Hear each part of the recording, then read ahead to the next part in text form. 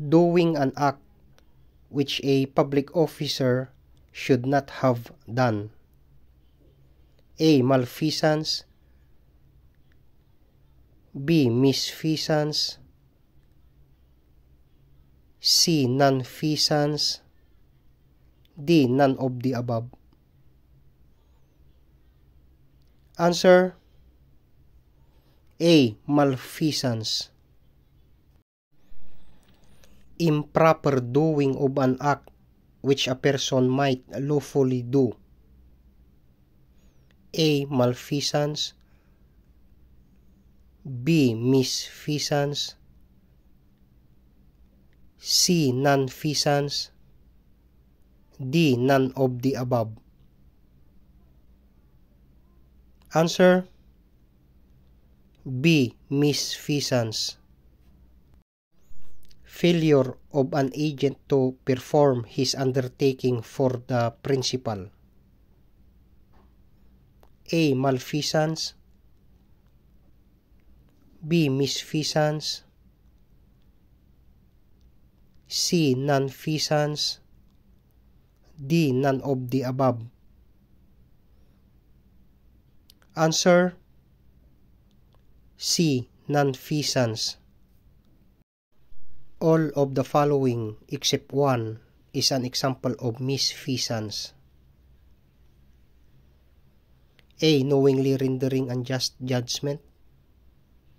B. Betrayal of trust by an attorney.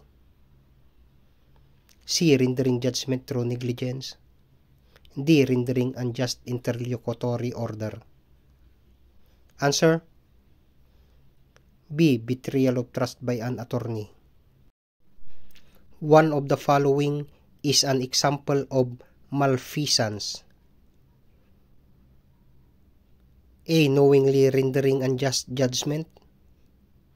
B. Betrayal of trust by an attorney. C. Rendering judgment through negligence. D. Direct bribery.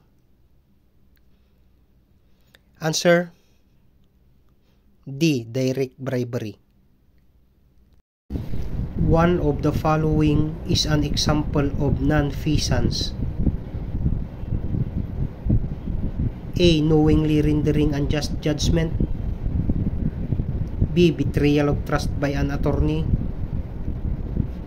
C. Rendering judgment through negligence.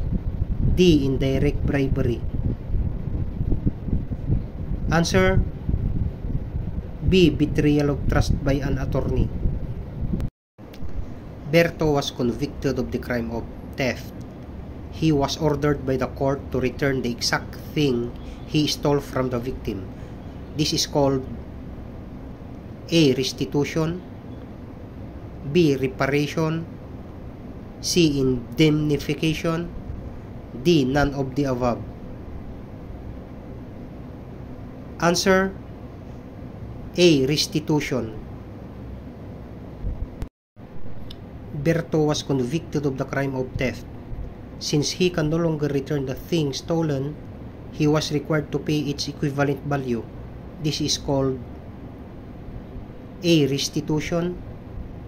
B. Reparation. C. Indemnification. D. None of the above. Answer: B. Reparation. Berto was convicted of the crime of serious physical injury. He was ordered by the court to pay the victim's lost income and hospital expenses. This is called A. Restitution. B. Reparation. C. Indemnification. D. None of the above. Answer: C. Indemnification. It refers to a territorial unit where the power of the court is to be exercised. A. Jurisdiction.